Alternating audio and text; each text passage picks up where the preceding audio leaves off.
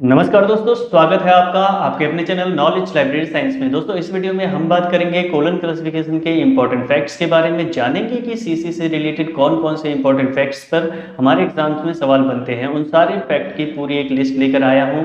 अगर आप इस वीडियो को ध्यान से देखते हैं तो आपके एग्जाम में करीबन 4 से 5 सवाल देखने को मिल जाएगा केवल इस एक 30 मिनट की वीडियो से। ठीक है, देखिए यहाँ पे एक चीज़ मैं और बता दूं कि ये जो पार्ट है ये कोलन क्लासिफिकेशन का थ्योरेटिकल पार्ट है। अगर आप इसके बेस पर प्रैक्टिकल करना चाहेंगे तो वो थोड़ा मुश्किल होगा, क्योंकि ये केवल थ्योरी वाला पार्ट है जो कोलन क्लासिफिकेशन का है। क्योंकि हमारे एग्जाम्स में मोस्टली थ्योरेटिकल पार्ट ही पूछा जाता है, ना कि प्रैक्टिकल हमसे एग्जाम्स में करवाए जाते हैं। तो इन चीज़ों को ध्यान में रखकर इस वीडियो को देखेंगे तो ये चीज़ें अच्छी होंगी। बाकी एक चीज़ और मैं बता दूं कि हमारे एग्जाम्स में डीडीसी सीसी और यूडीसी से रिलेटेड ही हमारे एग्जाम्स में सवाल बनते हैं, क्योंकि ये तीन क्लासिफिकेशन की स्कीम ही हमारे सिलेबस का हिस्सा है। तो अगर आप डीडीसी से रिलेटेड देखना चाहें तो हमारे प्लेलिस्ट में आप जाकर चेक कर सकते हैं। वहाँ पर डीडीसी से रिलेटेड जितने भी सवाल बन सकते हैं वो सारे मैंने एक उस वीडियो में कवर कर दिए हैं। और दूसरा, ये जो वीडियो है वो सीसी पे है, कोलन क्लासिफिकेशन पर। इसके करीबन 2 पार्ट बन जाएंगे, तो दोनों पार्ट आप देख लेते हैं तो काफ़ी कुछ इससे कवर हो जाएगा। और एक पार्ट इसमें यूडीसी का बनेगा, तो यूडीसी से रिलेटेड जितने सवाल हो सकते हैं वो कवर हो जाएंगे। तो आइए चलिए स्टार्ट करते हैं आज की हमारी अपनी वीडियो को। और देखिए ये रहा, यहाँ से स्टार्ट करते हैं हम कोलन क्लासिफिकेशन। देखिए यहाँ 2 वर्ड हैं, एक है कोलन और दूसरा है क्लासिफिकेशन। कोलन और क्लासिफिकेशन, यहाँ कोलन मतलब इस तरह के 2 डॉट हो जाएंगे। कोलन और क्लासिफिकेशन मतलब वर्गीकरण करना। जाने अनजाने हमेशा ही व्यक्ति क्लासिफिकेशन करता ही रहता है, चाहे वो ऑफिस में हो, अपने स्कूल में हो या फिर घर पर हो।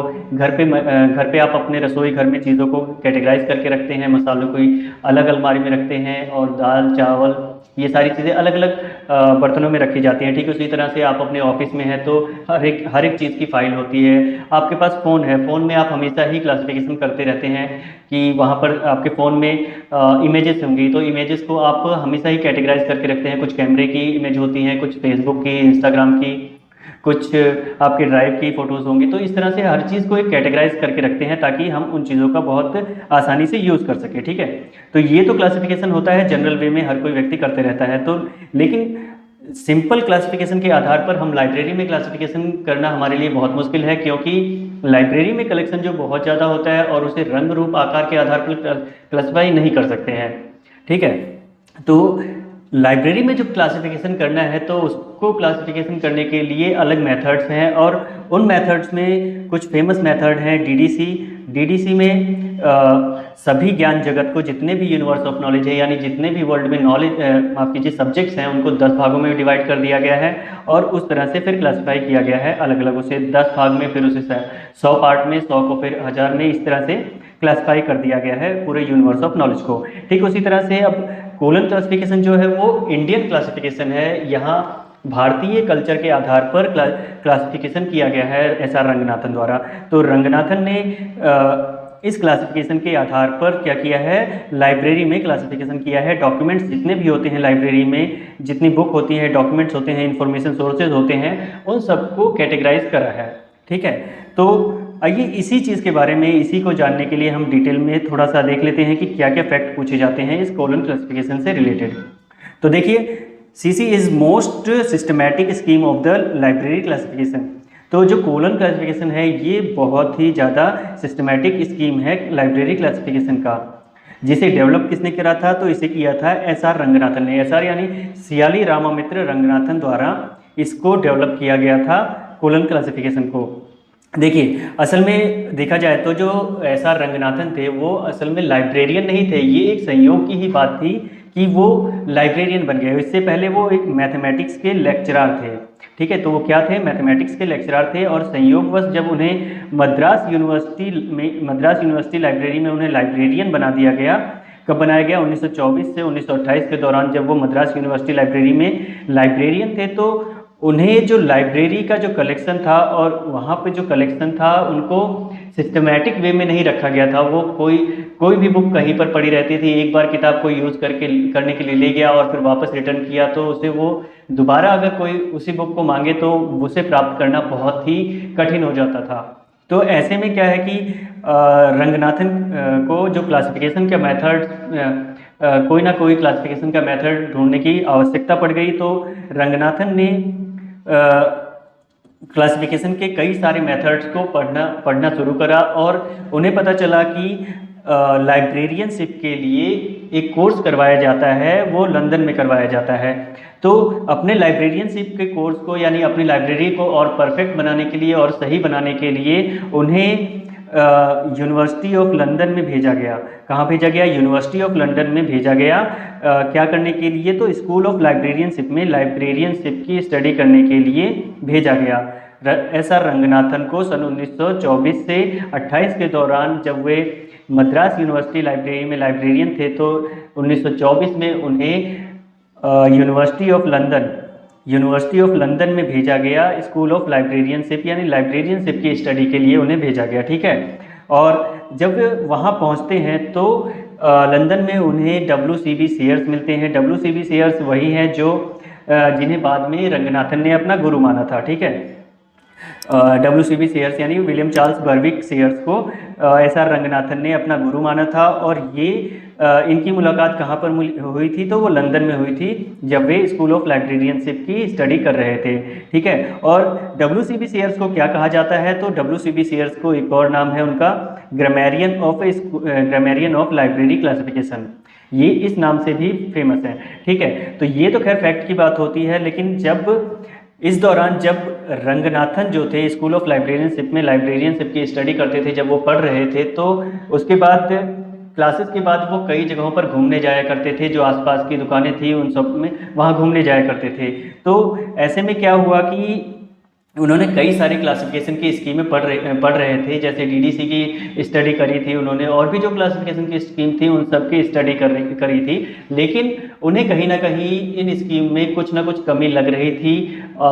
जैसे कि जो DDC है वो इंडियन लाइब्रेरी में सुटेबल नहीं लग रही थी। उन्हें लग रहा था कि ये तो वेस्टर्न कल्चर के लिए, वेस्टर्न लाइब्रेरीज के लिए बेहतर है, हमारी इंडियन लाइब्रेरीज में ये इतना उपयोगी नहीं होगा। तो ऐसे में क्या होता है, एक टाइम पर रंगनाथन अपनी क्लासेस के बाद घूमने चले जाते हैं आसपास में कहीं एक स्टोर में।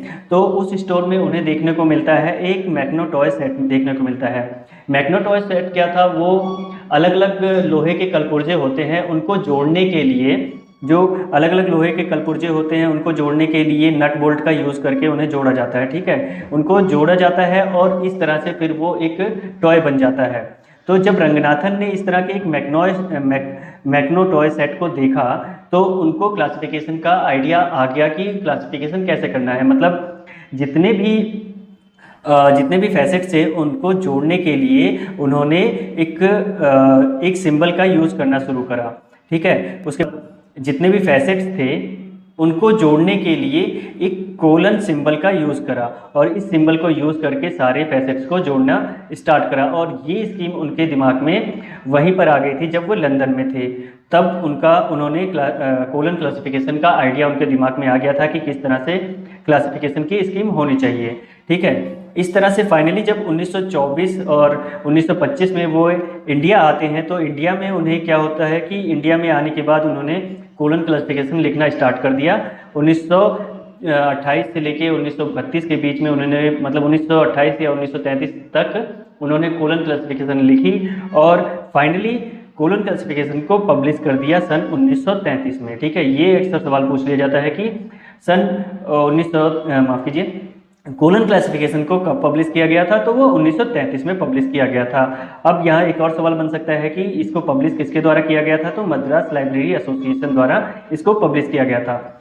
अब जब शुरुआती दौर में कोलन क्लासिफिकेशन को पब्लिश किया गया, तो कोलन क्लासिफिकेशन के उस दौरान 3 पार्ट हुआ करते थे कोलन क्लासिफिकेशन के, जब 1933 में फर्स्ट एडिशन आया था, ठीक है। तो इस फर्स्ट एडिशन के कौन कौन से पार्ट थे? पहला पार्ट था रूल, दूसरा शेड्यूल और तीसरा इंडेक्स, ठीक है। फिलहाल आपको यहाँ पे ये चीज़ याद रखनी होगी कि कोलन क्लासिफिकेशन को कब पब्लिश किया गया था फर्स्ट टाइम? तो वो 1933 में पब्लिश किया गया था। और 1933 में कोलन क्लासिफिकेशन के कितने पार्ट थे? तो वो 3 पार्ट थे, रूल, शेड्यूल और इंडेक्स, ठीक है। आगे बढ़ते हैं। क्लासिफिकेशन के कुछ और इंपॉर्टेंट फैक्ट्स के बारे में जान लीजिए कि जैसे लिखा है कि क्लासिफिकेशन के लिए सब्जेक्ट्स को फैसेट में फैसेट यानी पक्षों में बांटकर उसे जोड़ने के लिए कोलन कनेक्टिंग सिंबल का प्रयोग किया गया। यानी जो क्लासिफिकेशन करने के लिए रंगनाथन ने क्या किया कि क्लासिफिकेशन करने के लिए जितने भी सब्जेक्ट होते थे, जितने भी सब्जेक्ट थे, उनको और भी कैटेगराइज करा, उन्हें और भी कैटेगराइज करा, उनमें कैटेगराइज करके उन्हें फैसेट्स का नाम दिया और उन फैसेट्स को जोड़ने के लिए कोलन का यूज़ किया। ठीक है, उन फैसेट्स को, एक मेन सब्जेक्ट है, मेन सब्जेक्ट के अंदर और भी जो चीज़ें थी उन सबको जोड़ने के लिए कोलन का यूज़ करना शुरू कर दिया और ये कोलन ही कोलन कनेक्टिंग सिंबल की वजह से ही ये जो स्कीम थी कोलन क्लासिफिकेशन, उसका नाम कोलन क्लासिफिकेशन पड़ गया था। ठीक है, इसके अलावा एक और इम्पॉर्टेंट चीज़ है कि कोलन क्लासिफिकेशन में इस टाइम पर मिक्स्ड नोटेशन का यूज़ किया जा रहा था। शुरू से ही मिक्स्ड नोटेशन का यूज़ किया गया, जैसे कि ए से लेकर जेड तक रोमन कैपिटल्स यानी कैपिटल वर्ड, स्मॉल कैपिटल और इंडो अरेबिक नंबर जो होते हैं और कनेक्टिंग सिंबल के नाम पे कोलन का यूज़ किया जाता था। ठीक है, तो ये खास चीज़ थी सन 1933 में जब कोलन क्लासिफिकेशन का फर्स्ट एडिशन आया था। ठीक है, क्या खासियत थी, तो वो कनेक्टिंग से जितने भी सब्जेक्ट्स थे उनको फैसेट्स में डिवाइड किया और उन फैसेट्स को जितने भी ये फैसेट्स थे इनको कनेक्ट करने के लिए कोलन का यूज़ किया। ठीक है, ये खासियत थी। आइए सेकेंड एडिशन की बात करते हैं।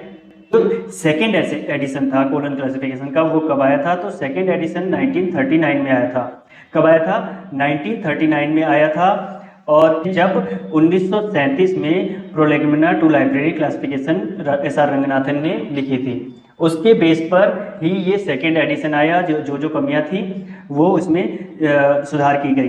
तो इस एडिशन की जो खास बात है वो है क्या कि सबसे पहले सब्जेक्ट के 5 पक्ष जो PMEST की अवधारणा का प्रयोग किया गया, यानी जो PMEST की अवधारणा का सबसे पहले प्रयोग कब किया गया, वो सेकेंड एडिशन में किया गया। ठीक है, आइए आगे चलते हैं। और सेकेंड एडिशन की एक और खास चीज़ें क्या थी, तो यहाँ पर ये 4 पार्ट में था। पहला रूल, दूसरा शेड्यूल, तीसरा इंडेक्स और चौथा क्या था, चौथा था एग्जाम्पल्स ऑफ कॉल नंबर। यानी जो फर्स्ट एडिशन में जो रूल्स हुआ करते थे उसी रूल्स के जितने भी एग्जाम्पल्स हो सकते थे उसको एग्जाम्पल के रूप में कॉल नंबर बनाकर उसको कॉल नंबर बनाकर उसका एक और पार्ट ऐड कर दिया गया और उसका नाम क्या था, एग्जाम्पल्स ऑफ कॉल नंबर। ठीक है, ये 4th पार्ट था सेकेंड एडिशन में। तो सेकेंड एडिशन के 4th पार्ट का क्या नाम हो गया था, वो कॉल नंबर्स, जितने भी एग्जाम्पल्स थे कॉल नंबर के रूल में। फर्स्ट एडिशन में रूल जो था उस रूल के जितने भी एग्जाम्पल बन सकते थे उनको एक अलग पार्ट में ऐड करके सेकेंड एडिशन में ला दिया गया। ठीक है, इसके अलावा एक और खास चीज थी इस एडिशन में, तो वो क्या थी, एक नया सब्जेक्ट जोड़ा गया, एक नई मेन क्लास जोड़ी गई और उस मेन क्लास का नाम क्या था, तो स्पिरिचुअल एक्सपीरियंस एंड मिस्टिसिज्म। ठीक है, तो ये 3 खासियत थी सेकेंड एडिशन की। पहली क्या थी, तो पहली PMEST की अवधारणा का यूज किया गया और दूसरा क्या था, 4 पार्ट में था, 4 पार्ट का चौथे पार्ट का क्या नाम था, और तीसरी खास चीज थी कि इसमें एक नए मेन क्लास को ऐड किया गया, स्पिरिचुअल एक्सपीरियंस एंड मिस्टिसिज्म। ठीक है, आइए आगे बढ़ते हैं।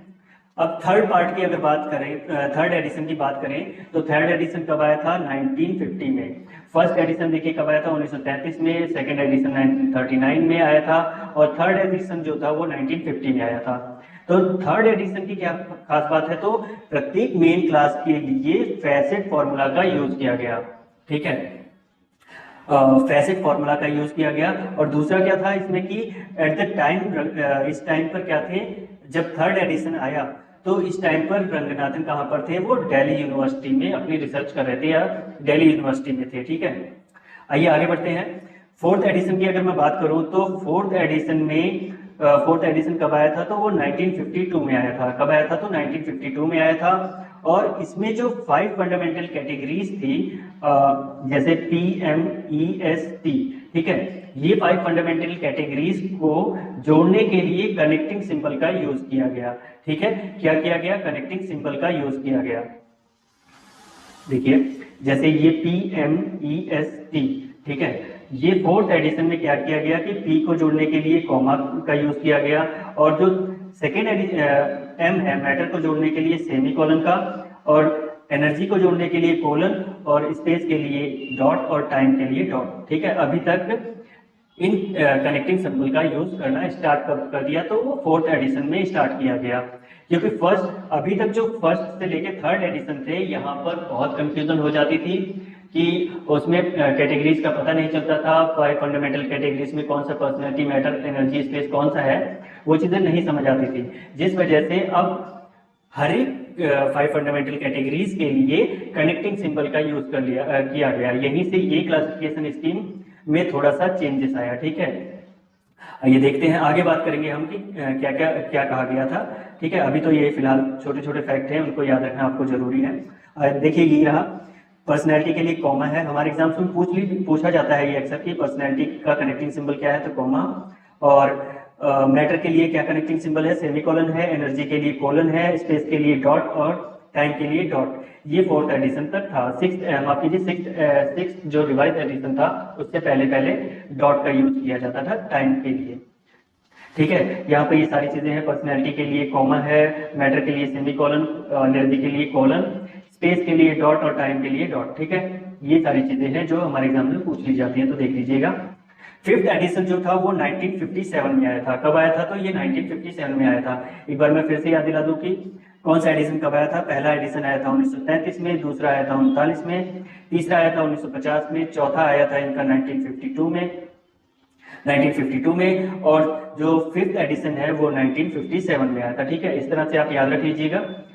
और जो फिफ्थ एडिशन में भी कई सारे चेंजेस हुए थे, लेकिन वो हमारे एग्जाम में इतना पूछा नहीं जाता, तो आगे बढ़ते हैं।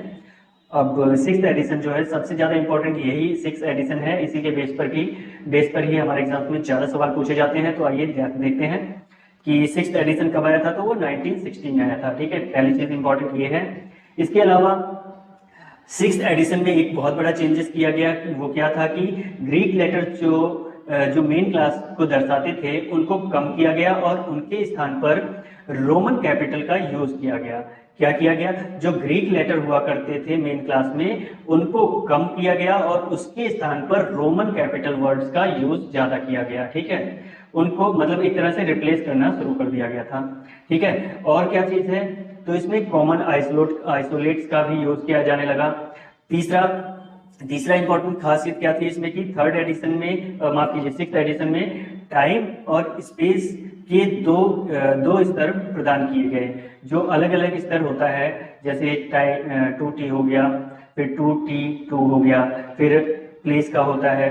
तो इसी तरह से जो स्तर थे, लेवल और राउंड्स जो होते हैं वो कब ऐड किया जाने लगा, तो वो स्तर कब प्रदान किया गया था, वो सिक्स्थ एडिशन में प्रदान किया गया था। ठीक है, और सिक्स्थ एडिशन में क्या खासियत थी, तो सिक्स्थ एडिशन की खासियत थी कि इसमें टाइम के लिए, पहले तो देखिए कि सिक्स्थ एडिशन का जब रिवाइज्ड एडिशन आया था वो कब आया था, 1963 में आया था। और टाइम के लिए क्या यूज किया गया, पहले टाइम के लिए डॉट यूज होता था और 1963 के बाद से एपोस्ट्रोफ, माफ कीजिए इन्वर्टेड कॉमा, उल्टा इन्वर्टेड कॉमा था, उसका यूज किया जाने लग गया। कब से किया जाने लगा, तो 1963 से यूज किया जाने लगा। देखिए ये चीजें याद करने वाली है, एग्जाम में पूछ लिया जाएगा सवाल।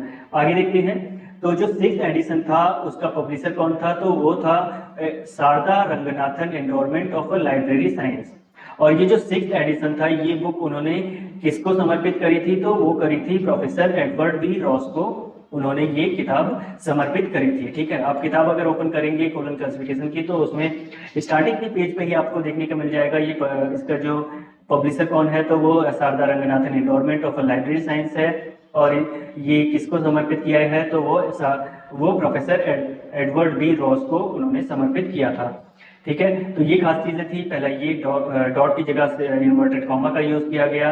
इसका पब्लिशर कौन था, इसमें राउंड्स एंड लेवल्स दिए गए। टाइम एंड स्पेस के लिए ग्रीक लेटर्स को कम किया गया और उसकी जगह पर अब रोमन कैपिटल का यूज किया जाने लगा।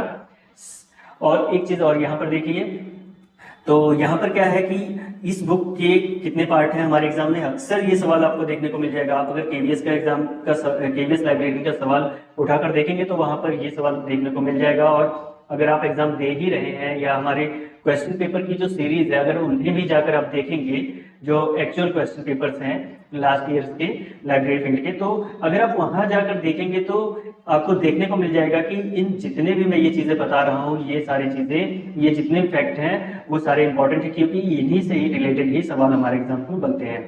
ठीक है, तो देखिए पार्ट जो ये कोलन क्लासिफिकेशन है इसको कितने पार्ट में डिवाइड किया गया है, तो ये 3 पार्ट है, रूल्स, शेड्यूल और तीसरा नाम है इसका schedule for classic and secret books. ठीक है, तो ये चीजें पूछी जाती है एग्जाम। देखिए क्या पूछा जाएगा, 2 के नाम दे दिए जाएंगे और तीसरा पूछा जाएगा कि थर्ड पार्ट का क्या नाम है कोलन क्लासिफिकेशन के। ठीक है, तो वो नाम है schedule of a classic and secret books. ठीक है, आगे बढ़ते हैं। अब जो शेड्यूल है, जो ये देखिए ये जो शेड्यूल है इसको, और इसके भी कई पार्ट हैं, तो इसके अंदर देख लीजिए शेड्यूल के अंदर मेन क्लासेस हैं। मेन क्लासेस वो जैसे कि आप स्मॉल जेड हो गया, कैपिटल जेड हो गया, बी मैथमेटिक्स हो गया, सी फिजिक्स हो गया, इसी तरह से बॉटनी का नंबर हो गया, लॉ का नंबर हो गया, माफ कीजिए हिस्ट्री हो गया, वी डब्ल्यू हो गया, पॉलिटिकल 4 हो गया, जर्नलिज्म। इस तरह से जितने भी होते हैं ये मेन क्लासेस का भी मेन क्लास है शेड्यूल के अंदर। इस तरह से कॉमन आइसोलेट्स है, टाइम आइसोलेट भी दे रखा है और स्पेस आइसोलेट। ठीक है, मतलब कि टाइम, देखिए टाइम को भी 2 पार्ट में डिवाइड किया गया है, एक सीजन दिया है और एक ईयर के हिसाब से दिया गया है। और जो कॉमन आइसोलेट्स हैं एसीआई और पीसीआई, इन सब एसीआई और पीसीआई इन सब के बारे में भी शेड्यूल के अंदर आपको देखने को मिल जाएगा। और स्पेस आइसोलेट मतलब कि स्पेस आइसोलेट मतलब ये हो जाएगा कि जो जगह होती है, जैसे चाइना का नंबर हो गया, अमेरिका का नंबर हो गया, इंडिया का नंबर हो गया, राजस्थान का नंबर हो गया, दिल्ली का नंबर हो गया, इस तरह से भी ये जब नंबर चाहिए होते हैं तो वो कहाँ से मिलते हैं, स्पेस आइसोलेट से मिलते हैं। ठीक है, तो ये खासियत थी 6th एडिशन में। तो 6th एडिशन में क्या क्या खासियत थी वो चीज़ें एक बार फिर से आप देख लीजिएगा।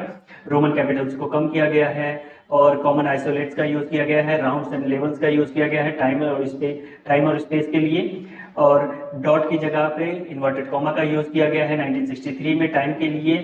और इसका जो पब्लिशर था वो कौन था, ये बुक किसको उन्होंने समर्पित करी है, और इस बुक के कितने पार्ट हैं, तो वो 3 पार्ट हैं। ठीक है, शेड्यूल के कितने पार्ट हैं, और आगे बढ़ते हैं। जो 7th एडिशन है 1987 में आया था। कब आया था, तो 7th एडिशन कब आया था, 1987 में आया था, और इसको पब्लिश किसने करा था, DRTC बेंगलोर द्वारा। देखिए इस दौरान जब रंगनाथन जो सीसी को लिख रहे थे, जो 7th एडिशन था, तो उनकी डेथ हो गई थी।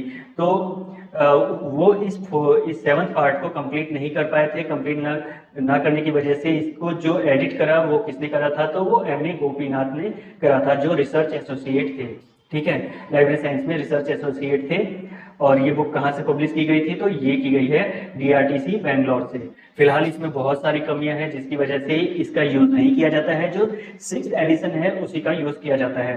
अब आगे देखिए, तो जो हो सकता है यहाँ से सवाल पूछ लिया जाए कि जो 7th एडिशन है जो 1987 में आया था उसके कितने पार्ट हैं, तो वो करीबन 5 पार्ट हैं। पार्ट ए में इंट्रोडक्शन है, पार्ट बी में गाइडेंस टू बिगिनर है, पार्ट सी में जनरल रूल्स हैं, पार्ट डी में general division and common isolates हैं, और पार्ट ई में जो है वो क्या है, स्पेशल आइसोलेट्स है।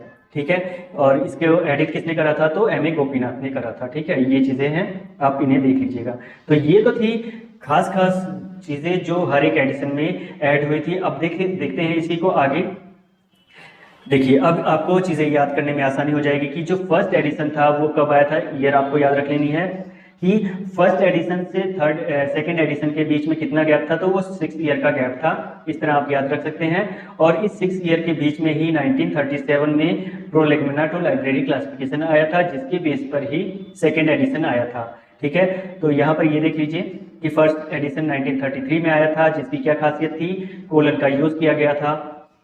2nd एडिशन कब आया था, तो वो 1939 में आया था, और यहाँ पर जो इसके पार्ट 4 पार्ट हो गए थे। अभी तक 3 पार्ट थे, अब यहाँ पर 4 पार्ट हो गया था, क्योंकि जो 4th पार्ट है उसमें कॉल नंबर के एग्जाम्पल्स बना दिए गए थे। जो फर्स्ट रूल्स था उसी के बेस पर कॉल नंबर बना के उसे 4 पार्ट में ऐड कर दिया गया।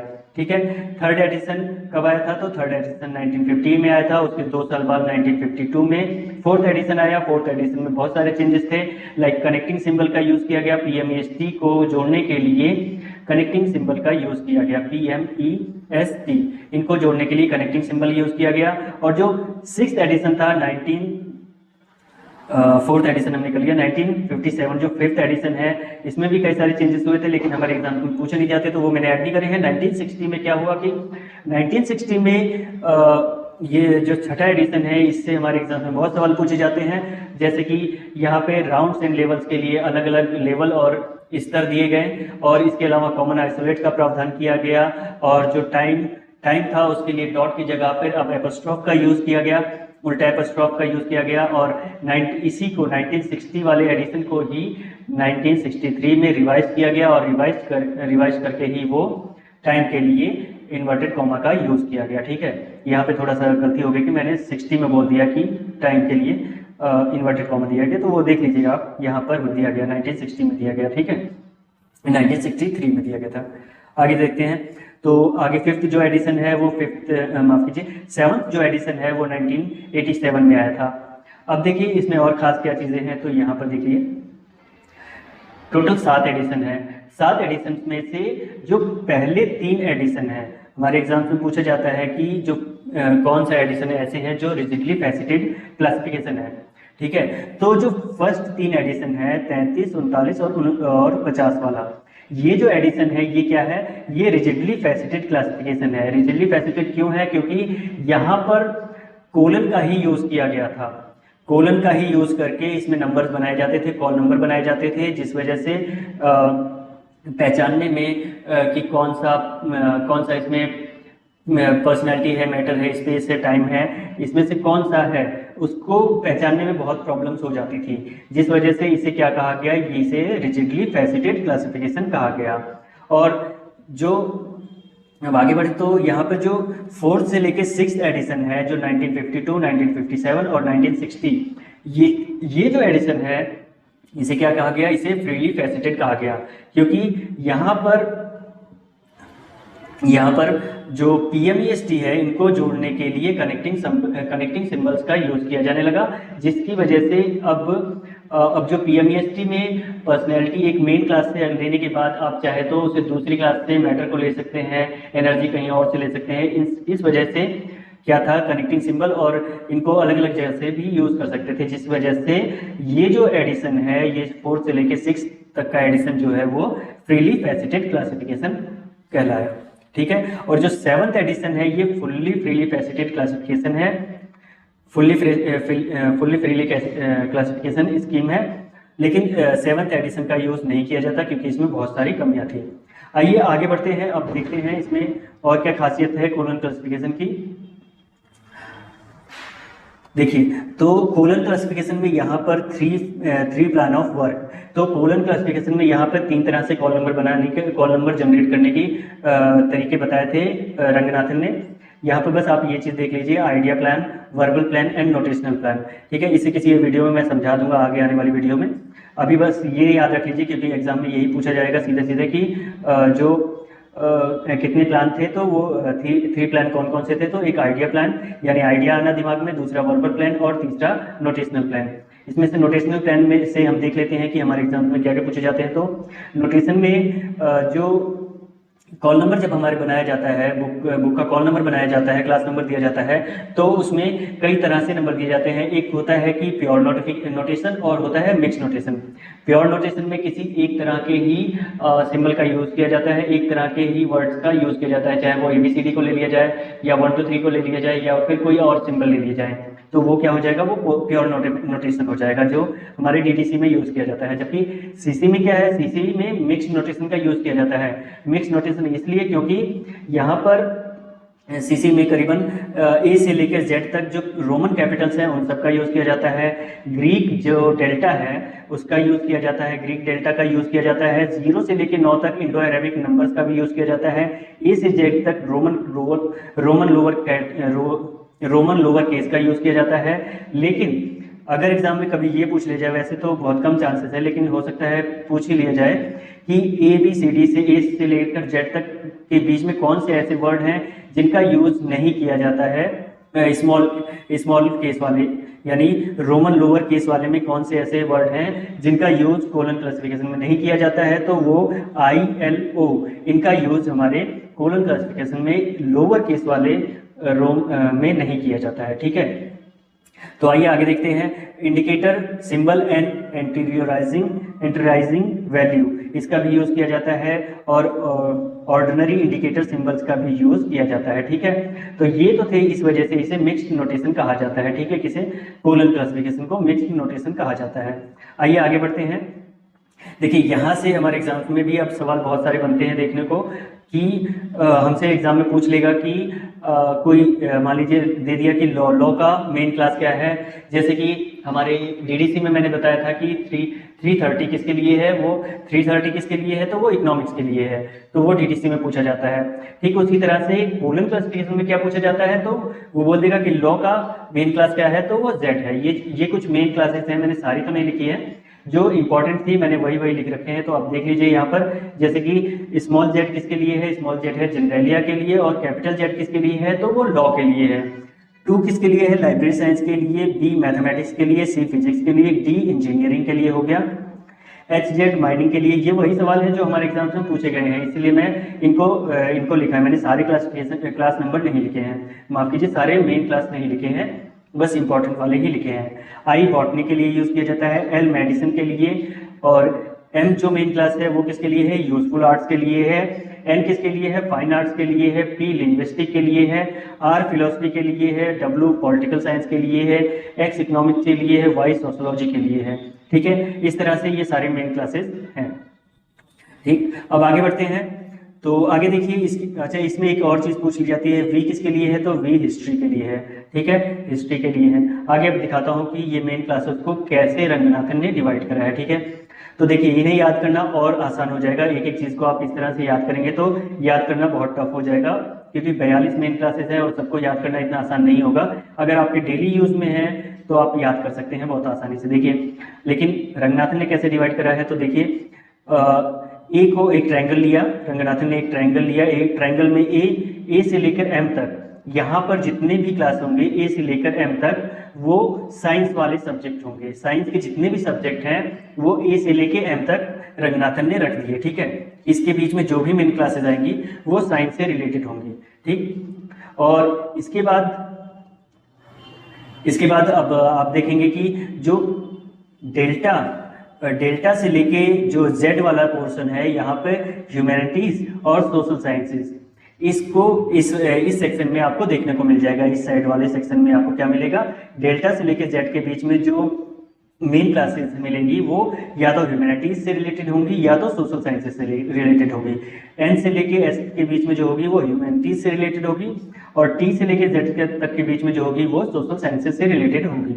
ठीक है, और यहाँ पर जो जनरल क्लासेस हैं स्मॉल ए से लेके जेड तक और ए से लेके 1 से लेके 9 तक, वहाँ पे जनरल क्लासेस का नंबर देखने को मिलेगा आपको। ठीक है, यहाँ पर इंपॉर्टेंट ये हो जाएगा कि जो डेल्टा है वो किस किस वर्ड के बीच में, किन दो मेन क्लासेस के बीच में आता है, तो वो यूजफुल आर्ट्स और फाइन आर्ट्स के बीच में आता है। ठीक है, मतलब एम और एन के बीच में आता है। आगे मैं आपको दिखा दूंगा कि क्या क्या पूछा जाता है। ठीक है, तो ये सारी चीजें थी। अब आप इसके बेस पर मैं आपको शायद मैंने इसमें पीडीएफ ऐड नहीं करा, मैं वो पीडीएफ ऐड करके फिर अपने टेलीग्राम ग्रुप पे मैं इस पीडीएफ को डाल दूंगा, तो वहां से आप देख लीजिएगा और इसकी सारी मेन क्लासेस आप याद रख लीजिएगा। ठीक है, तो बस याद रखने का ये तरीका बहुत आसान होगा कि ए से लेके एम तक की जो भी मेन क्लासेस हैं वो किसकी हैं, वो साइंस की है। एन से लेके जो जेड तक की भी क्लासेस हैं वो किसकी है, या ह्यूमैनिटीज की हैं या सोशल साइंसेस की हैं। ठीक है, ये एन से नहीं, ये डेल्टा से लेकर जेड तक के बीच की हैं। ठीक है, इसके अलावा जो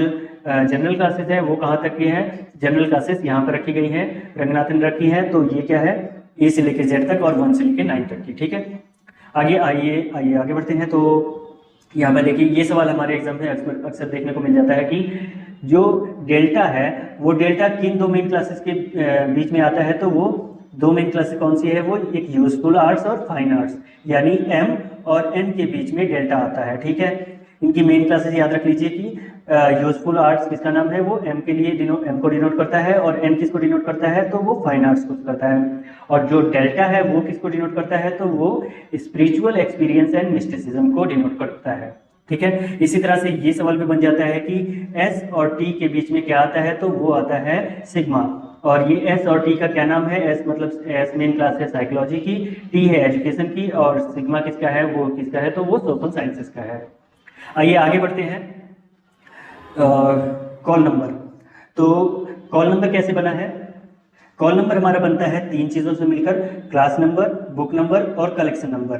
ठीक है, तो कॉल नंबर हो गया, बुक नंबर हो गया और कलेक्शन नंबर। कॉल नंबर देखिए ये चीज़ें आपको पता होगी तो मैं इसलिए ज़्यादा डिटेल में बता नहीं रहा हूँ कि क्लास नंबर क्या है, वो सब्जेक्ट होता है। बुक नंबर क्या होता है, ऑथर के सरनेम से भी बन जाता है या फिर ऑथर की डेट ऑफ बर्थ के लास्ट 2 वर्डों से भी बन जाता है बुक नंबर। और कलेक्शन नंबर क्या है, तो लाइब्रेरी में आप बुक को किस जगह पर रख रहे हैं, आप पीरियोडिकल सेक्शन में रख रहे हैं, रेफरेंस सेक्शन में रखते हैं या रीडिंग रूम में रख रहे हैं या फिर किसी और सेक्शन में रख रहे हैं, तो उस तरह से ये कलेक्शन नंबर दिया जाता है। ठीक है, बुक नंबर क्या है, बुक नंबर ऑथर के सरनेम से, सरनेम के 3 कैपिटल वर्ड को लिया जाता है डीटीसी में, या फिर ईयर के उसकी डेट ऑफ बर्थ के जो ईयर होते हैं उसको लिया जाता है। और कलेक्शन नंबर क्या है, तो बुक को लाइब्रेरी के किस हिस्से में रखा गया है, पीरियोडिकल सेक्शन में रखा गया है, रीडिंग रूम में रखा गया है या रेफरेंस सेक्शन में रखा गया है, इस तरह से उसको कलेक्शन नंबर प्रदान किया जाता है। और जब इन तीनों को दे दिया जाता है तब जाके बनता है कॉल नंबर। ठीक है, ये चीज़ें क्लियर हो गई होगी आपकी।